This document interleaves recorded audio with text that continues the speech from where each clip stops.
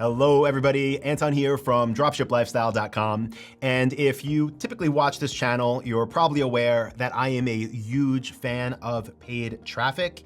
What you might not know is I also am a fan of content marketing when it comes to building up our brands. Now, paid traffic can lead to fast results, and it could really help you as a new store owner to build your bankroll. But it very much is direct response type marketing. For example, with paid ads, at least the way we run them, people see the ad, they click, and they typically make a buying decision within a few days. Now, content marketing, on the other hand, it allows you to build a loyal audience of people that really see you as the authority in your niche. And this authority over time can lead to more traffic, higher conversion rates, more sales, and more opportunities for you as that store owner to partner with other brands in your niche. With that being said, content marketing definitely can be overwhelming. Like if you just go Google it, you'll probably find 10,000 blog posts. And a lot of people, unfortunately, I've seen them make this mistake where they just say, okay, I'm gonna start doing content marketing. And sometimes they spend years creating content that really their audience could care less about and creating content that's not going to bring them more sales. So that's why today, right now in this video, I am really excited to be bringing Tyler in from Shopify, and he's gonna be sharing their one-page content marketing plan. So the goal here is to give you a simple yet very effective plan for building and executing on your own content marketing efforts. So let's go ahead and bring in Tyler and have him take it from here. Gaining traffic is easily among the most common problems for new dropshippers. So today, I'm gonna give you a tutorial showing you how to gain sustainable quality traffic without spending a ton of money. Now let me be clear. I'm gonna show you how to gain the type of traffic that will actually generate sales by harnessing the power of content marketing. First things first, I'd like to thank Dropship Lifestyle so much for having me. I'm really excited to be here today to share this simple, actionable process for creating a one-page content marketing plan to create consistent and profitable traffic. Now, content marketing is not the same thing as randomly creating content, hoping something goes viral, and gambling that virality turns into sales. To be perfectly honest, that probably is more in common with playing a slot machine than it does with content marketing. Content marketing is a strategic approach where you create content that meets specific criteria. Number one, it is relevant to a clearly defined audience. Number two, it provides genuine value. Number three, it is consistently distributed. And number four, it drives a profitable action. To have a solid content marketing strategy, it is so important that all these boxes are checked. While the term content marketing really became popularized in the digital age, it's not something that's new by any means. In fact, content marketing has been a strategy employed by entrepreneurs for over a century. See, way back in 1900, the Michelin brothers were creating bike tires and were just beginning to enter the market for car tires. Back then, very few people owned cars. So the Michelin brothers created the Michelin Guide, a little red book with restaurant recommendations, maps, and travel planning tips for the elite audience who could afford a car. They printed 35,000 of these Michelin guides and gave them away for free. Their goal was simple: build their brand while stimulating a demand for cars. And cars need tires. That content marketing strategy became so successful that not only did it help Michelin become one of the largest tire empires on the planet, but now earning 3 Michelin stars is the restaurant's equivalent to winning an Oscar. Nowadays, the beauty of content marketing is that the internet has made it easier than ever to reach large niche audiences without spending a ton of money. Now, let's get started building your content marketing strategy.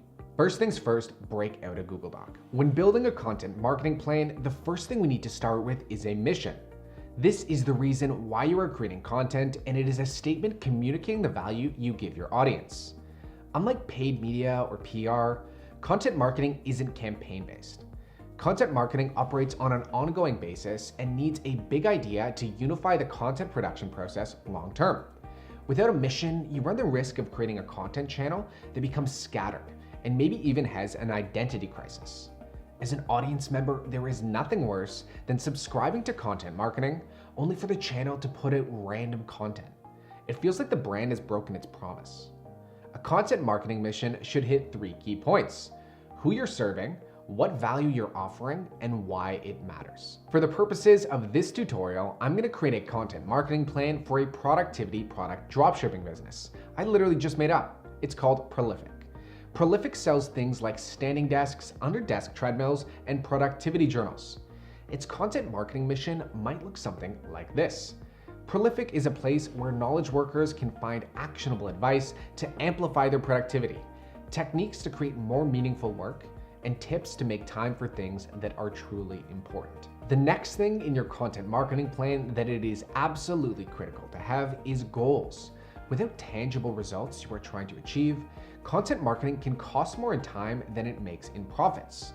A content marketer strategy must be defined by goals that align with the larger goals of the business. This helps you from getting distracted by vanity metrics.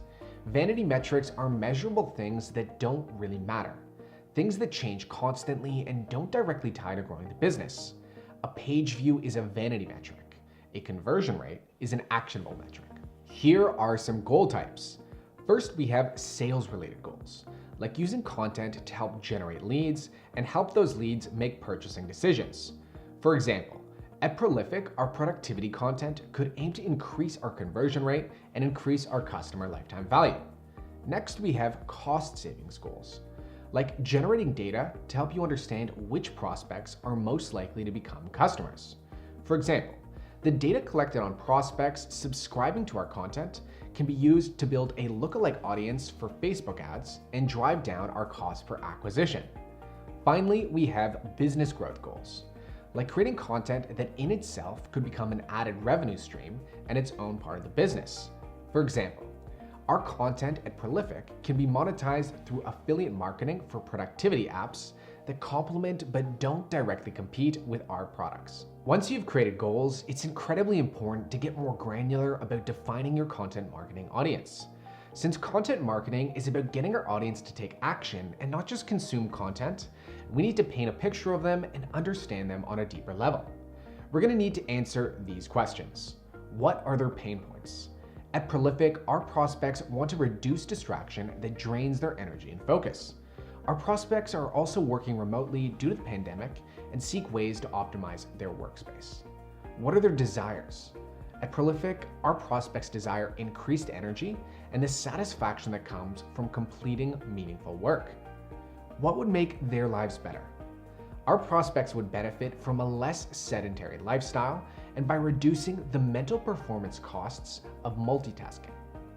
What are their demographics? Our prospects are between the ages of 25 to 45. They are located in primarily urban areas. They work primarily in the tech industry. The prospects are 55% male and 45% female. They are college educated and make approximately $75,000 to $125,000 per year. Where do they get their information from? Our prospects spend a lot of time reading articles on Twitter and LinkedIn. What is their preferred method of communication? Our prospects prefer to use email. Finally, we will give this cohort a name to humanize them and make them easy to remember. We are going to call them the Productivity Soldiers. Now, you can call them whatever you want.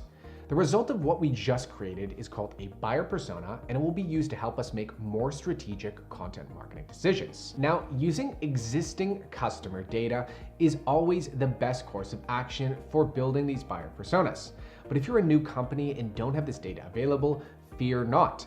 Simply do some industry research, talk to some people who are in your target market, and then make some educated guesses. You can always narrow and improve your buyer personas as you go. Once you have your mission, goals, and audience down, it's time you move on to your story and style. As an entrepreneur, chances are you've crafted a value proposition before. However, with content marketing, our job is to create value that is independent of, but complements the products we sell. The job of content marketing is to build meaningful relationships with our prospects and customers. The value of building a community of like-minded people can't be understated. So in this section, we need to establish what makes our content marketing different. This requires answering two major questions. The first is, what ideas will you build your content around? At Prolific, we will build content that will help our prospects conquer procrastination, build better habits, and stay motivated. Secondly, how will you express these ideas? At Prolific, our tone of voice is approachable, concise, and actionable. We know that mastering your day can be intimidating, so we want to make it simple and fun so that you can gain the confidence you need to make your habits stick. After you've outlined the value that your content will deliver and the tone of voice that you'll deliver it in, it's time to create what are known as content pillars, sometimes called content categories or content buckets. All of these categories must support the wider mission and value proposition, but it's important that we have enough of these pillars that we're able to create content consistently long term. We certainly don't want to find ourselves in a situation where the well starts to run dry, because remember, consistency is one of the core principles of content marketing. A content pillar is a subset of topics or themes which create a foundation for your overall content strategy. Content pillars are so important because they help marketers stay organized, generate new ideas, and create specific content for specific people. Now, content pillars shouldn't be overly granular. They should act like the stem of a plant with the potential for many leaves of conversation that you'll explore in your content. To see how this looks in action, the content pillars for Prolific would be motivation, productivity, health, and self-improvement. Now, once you have laid out your content pillars, the next step you'll need to do is laying out what medium or mediums you'll use in your content marketing. To do this, you need to understand a simple concept. It's called the buyer's journey, and it's the path that a prospect needs to follow to get to a sale. First, we have awareness. In this stage, the prospect becomes aware that they have a problem or that an opportunity exists. Second, we have consideration. In this stage, the prospect has begun considering what the best solution is to that problem or method of seizing that opportunity. Lastly, we have decision making. In this stage, the prospect is ready to choose the best product to solve their problem or seize the opportunity. Now, let's get back to choosing a content format. Start by asking yourself a few simple questions. What stage in the buyer's journey is this content for? What types of content can you create consistently? And what type of content can you create at a quality level that will actually be competitive? Now, let's head back over to our Google Doc and see what this will look like in practice for our fake dropshipping company, Prolific. We're going to create a format for every stage in the buyer's journey to ensure that every person that comes to our site feels like there's something for them. First, we have awareness. Prolific is going to create a blog that will cover the content pillars we outlined above. Other amazing examples of awareness content formats could be social media posts, educational videos, or even a podcast. For the consideration phase, we're going to create a product comparison guide where prospects can see the differences between our products and our competitors. Finally, for the decision phase, we're going to create a coupon that inspires prospects to act right now. See, coupons can trigger a fear of missing out, and not using it feels like throwing money away. Once you have outlined your content formats, it's time to outline your distribution channels. You see, for most entrepreneurs, the Gary Vee model of spinning out insane amounts of content and distributing it on every channel under the sun just isn't sustainable. And in many cases, it won't be effective either. Instead, strategically share content with the people who will benefit from it most. To decide on which promotional channels you're going to tap into, you need to ask yourself, what channels do my customers hang out on? How often do they want to see content from me on these channels? And when on these channels are they most likely to be engaged? So let's head back over to our Google Doc. For Prolific's content marketing plan, we're going to promote content on Twitter at 12 p.m. EST every weekday so that we can have bite-sized content posted when people take their lunch break. We will also promote content to email subscribers once per week on Friday at 3 p.m. so we can give our audiences content when they're checking out of work and maybe passing some time before the weekend begins. Now that we have the strategic elements of our content marketing plan down, we need to create a process by which we can action those plans. And that means creating a content calendar. Now, there are a ton of tools out there for creating a content calendar. The one I like to use is called Asana. However, it doesn't really matter what software you use. All a content calendar really does is help with visual organization and keeps you and your team accountable. All it needs to include is what content is being created, who is creating it, when it's being distributed, what channel you're distributing it on, what stage of the content production process it's currently in, and if you're creating any content for YouTube or a blog, you'll also probably want to include target keywords for SEO. Other than a content calendar, you will want to create a best practice checklist for your primary content format and promotional channel. The reality is, on a daily basis, knowledge workers are overwhelmed by an incredible amount of information. Checklists offer a precise, easy-to-use method that will prevent mistakes from happening. There is a reason why checklists reduce deaths in hospitals and are used by pilots before taking off. They simply work. I like to include a link to a best practice checklist directly in my content calendar, and I encourage you to do the same. Now, the final section of our one-page content marketing plan is analysis and optimization. So goes the saying, what isn't measured isn't managed. To truly see success in content marketing, we need to measure success and reflect on how we can get even better returns. Do this by simply using a tool like Shopify Analytics, Google Analytics. If you're tracking keywords, use Rank Ranger. And if you're producing YouTube content, use YouTube Studio. Now, track the right goals and don't be swayed by vanity metrics. Focus on how your content impacts customer relationships and business revenue. Do more of what works and less of what doesn't. One crucial thing to understand is that content marketing is a long-term strategy. Think of building sustainable, profitable traffic like building compound interest. Those who stick with it will win big slowly. And those who try and time the market, well, they'll lose more often than not. All right, thank you so much to Tyler from Shopify for coming on and sharing. Let me know, guys, if you got value from this video from Tyler, definitely let us know by giving a like on this video and commenting below. Comment the word value. Let's do that so Tyler can see he's appreciated here. I know I got a ton of value and I would definitely appreciate it if you guys can let him know as well. Also, everybody knows I love Shopify, right? I've been talking about Shopify pretty much nonstop since 2013, shortly after I first found them. So if you, for some reason, don't have a Shopify account though, or you're thinking of building another store, or even just building your first, we have a special link that you can use that will get you a 14-day free trial and also let us know that you're using their services. So I'm gonna post that partner link now. There'll be a card on the top of the screen that slides out. If you click that, it's gonna take you to a page that looks like this. When you go there, you can register for the free trial and get started with Shopify. You know, play around with it, build a demo store, and just see how easy it is. And that's a great way to get started on your path to success. Also, I should let you know I just recorded a video for the Learn with Shopify YouTube channel. It is live right now.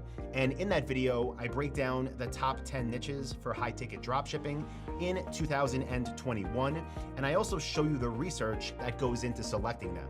So I'm gonna post, again, a link up in the cards. You can click that. It'll take you to my video on the Learn with Shopify channel. And I'll also post links both to the Shopify trial and to the top 10 niches video in this video description, so you can check them out there. So thanks again to Tyler. Thanks to all of you for watching. I appreciate all of you, and I will talk to you in the next video. See you, everybody.